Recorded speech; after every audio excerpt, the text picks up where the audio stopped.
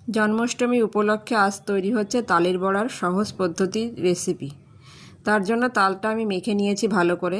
দেখো, এর থেকে আমি পাল্পটা বের করে নিয়ে সেই পাল্পের ভেতরে আটা, ময়দা, সুজি এবং লবণ, মিষ্টি দিয়ে দিয়েছি।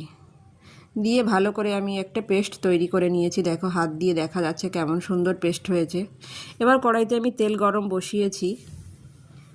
তেলটা গরম হয়ে গেলে যে ব্যাটারটা তৈরি করেছিলাম সেটা বড়ার আকারে ছোট ছোট করে তেলের ভেতর ছেড়ে দেব।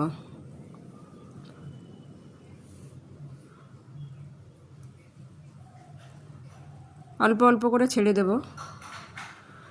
যখন তেলটা গরম হয়ে যাবে তখন ফুল ফ্লেমে থাকবে, কিন্তু যখন বড়াটা ছাড়তে হবে তখন কিন্তু ফ্লেমটা লো ফ্লেমে দিয়ে দিতে হবে, নইলে কিন্তু বড়াটা একবারে তো সমস্ত বড়া দেয়া যাবে না, সেই জন্য গ্যাসের ফ্লেমটা কম করে দিতে হবে।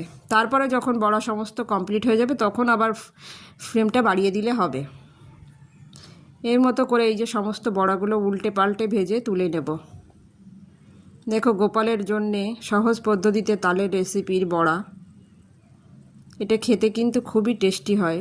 অল্প সামগ্রীতে অল্প পরিমাণে বড়াটা হয়ে যায়। এটা সবাই করতে পারে সহজ পদ্ধতিতে। দেখো কত সুন্দর হয়ে গেছে বড়াগুলি, দেখতেও যেমন খেতেও দারুণ।